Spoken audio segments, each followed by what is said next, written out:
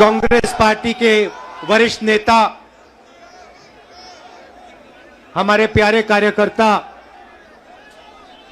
भाइयों और बहनों, प्रेस के हमारे मित्रों,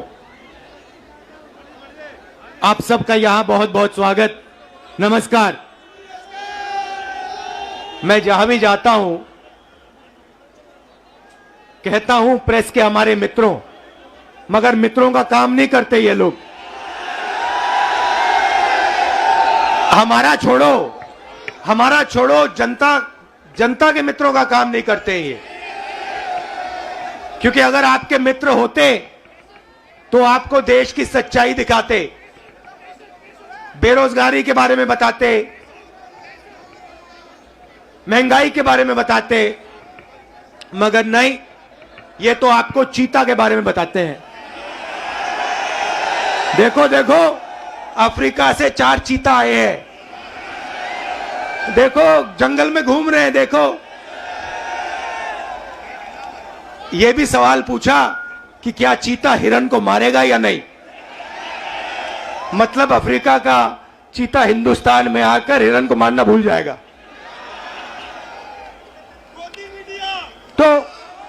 तो मित्र तो है नहीं। अच्छा, मीडिया बात नहीं उठाती जनता की, तो हमने सोचा पार्लियामेंट में भाषण करो। डिमोनेटाइजेशन, नोटबंदी के बारे में भाषण करने की कोशिश की, गलत जीएसटी के बारे में बोलने की कोशिश की। जो हम जमीन अधिग्रहण कानून लाए थे, जब नरेंद्र मोदी जी ने उसको रद्द करने की कोशिश की, हमने पार्लियामेंट हाउस में बोलने की कोशिश की, वहां पे माइक ऑफ कर देते हैं। देखो ऐसे, माइक ऑफ, जो बोलना बोलो। हेलो, नमस्कार, कैसे हो। तो एक तरफ मीडिया बात नहीं उठाती, दूसरे तरफ माइक ऑफ कर देते हैं। तो हमने सोचा चलो जनता के साथ कन्याकुमारी से कश्मीर चलकर जनता से बातचीत करें, जनता की आवाज सुने और जनता के दिल में जो है वो रखें। 3000 किलोमीटर हो गए, कन्याकुमारी से शुरू किया। कम नहीं होता भाइयों और बहनों। आप ये मत सोचो कि 3000 किलोमीटर कम होता है, कम नहीं होता है। 110 दिन हो गए, मगर अजीब सी बात है, थकान नहीं है। आप देखिए, मेरा चेहरा देखिए, कोई थकान नहीं है। लोग पूछ रहे टी शर्ट में कैसे चल रहे हो। ना थकान है, ना ठंड लग रही है मुझे। अब मैं क्या बोलूं।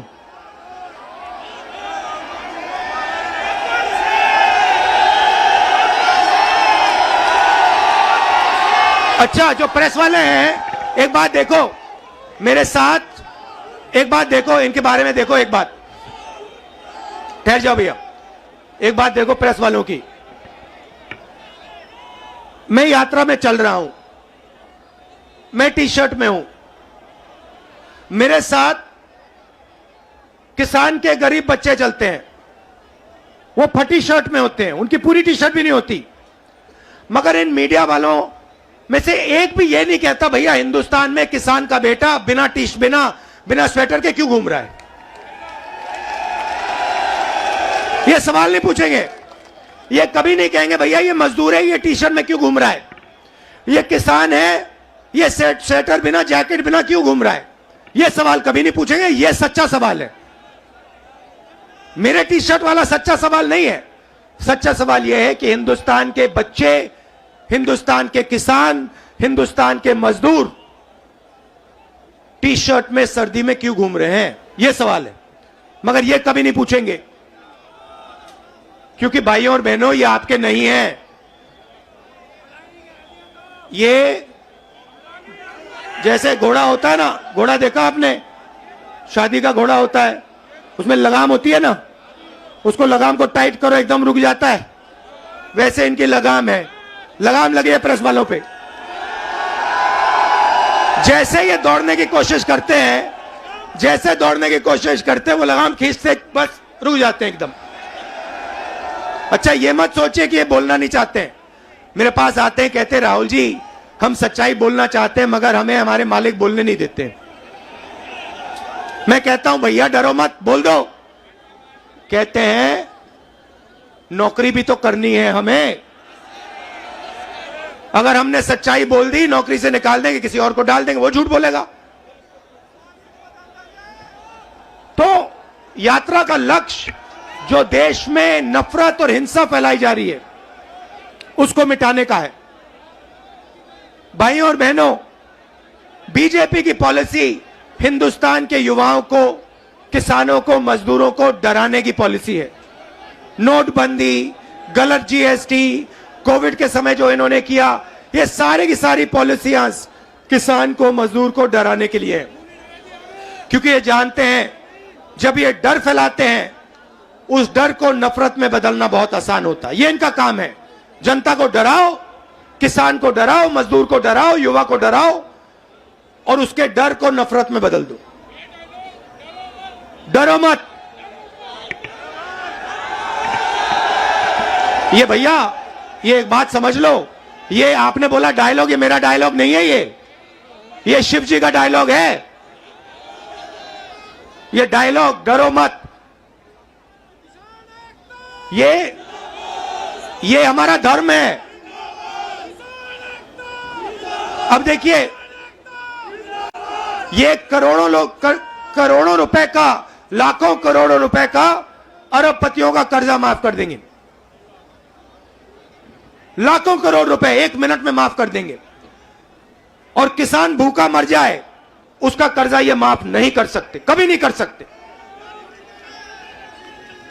आप यूपी के, बाकी हिंदुस्तान के किसान हमारे पास आए थे, यूपीए की सरकार थी, आपने कहा हमारा माफ करो।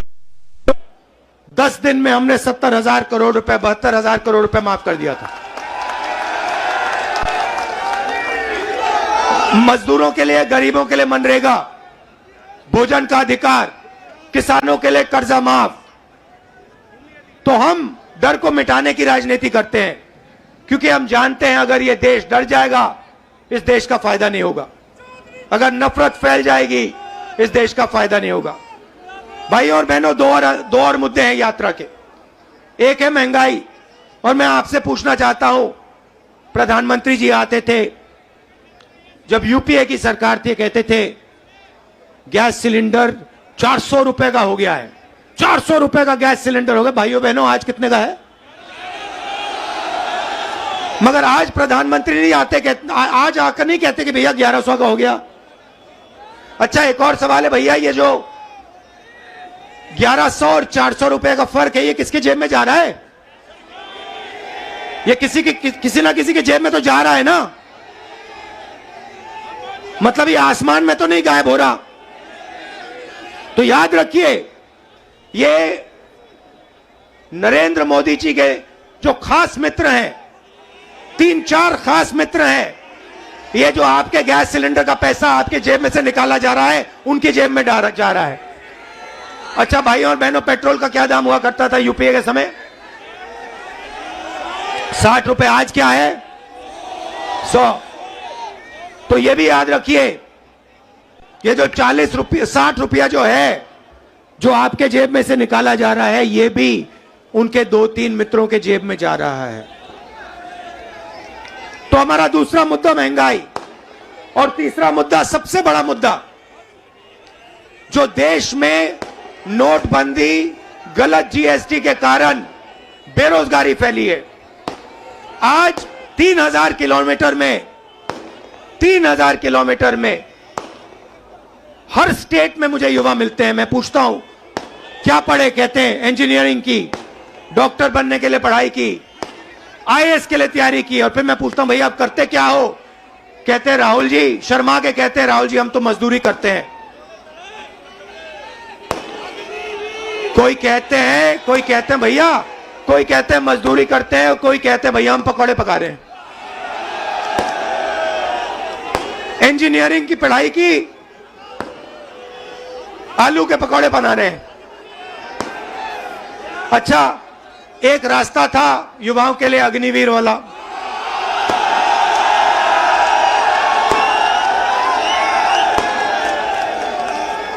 उसमें क्या था, सुबह युवा उठते थे, 4 बजे उठते थे, दौड़ते थे। यूपी में आपको हर सड़क पे दिखेंगे, देश की रक्षा करने के लिए दौड़ते थे। और सपना था एक दिन बॉर्डर पे जाके देश की रक्षा करेंगे, तिरंगे की रक्षा करेंगे, सपना था। युवा 15 साल सेना में सेवा कर सकता था, उसके बाद उसको पेंशन मिलती थी। नरेंद्र मोदी जी ने कहा नहीं भाई, ये 15 साल वाली बात छोड़ो, पेंशन वाली बात छोड़ो, ऐसे करते हैं 6 महीने ट्रेनिंग करो, बंदूक पकड़ो, 4 साल रहो, फिर जूता मार के बाहर निकाल देंगे और उसके बाद बेरोजगार हो जाओ। नया हिंदुस्तान। और जब युवाओं ने कहा कि हमें यह अच्छा नहीं लगा, और जब युवा सड़क पे उतरे, नरेंद्र मोदी ने क्या कहा, नरेंद्र मोदी जी ने क्या किया, उन्होंने उनसे कहा कि अगर तुम्हारी फोटो ले ली गई सड़क पे तो तुम्हें सरकारी नौकरी नहीं मिलेगी। तो देखिए, दूसरा रास्ता रास्ता जेल, रेलवेज का रास्ता, उसको भी एक के बाद एक बेच रहे हैं। उन्हीं 3-4 लोगों को बेच रहे हैं। एयरपोर्ट भी उनको दिए जा रहे हैं, पोर्ट भी उनको दिए जा रहे हैं, रेलवेज भी उनको दी जाएगी, LIC भी उन्हीं के हाथ जाएगी, BHEL, HL सब उनके हाथ जाएगा, और हिंदुस्तान के युवा बेरोजगार होंगे। ये है नरेंद्र मोदी हिंदुस्तान। इसके हम खिलाफ हैं और इसलिए हमने ये यात्रा शुरू की है। और हम इसलिए नहीं थके हैं क्योंकि आपने अपनी पूरी शक्ति, अपना पूरा प्यार इस यात्रा को दिया है, और लाखों लोग हमारे साथ खड़े हुए हैं, हर जात के लोग, हर धर्म के लोग। तो मैं आपको दिल से धन्यवाद करना चाहता हूं कि आपने इतना प्यार और इतनी शक्ति आपने हमें दी। इसके लिए मैं बहुत आभारी हूं, पूरी जिंदगी याद रखूंगा। बहुत बहुत धन्यवाद। नमस्कार, जय हिंद।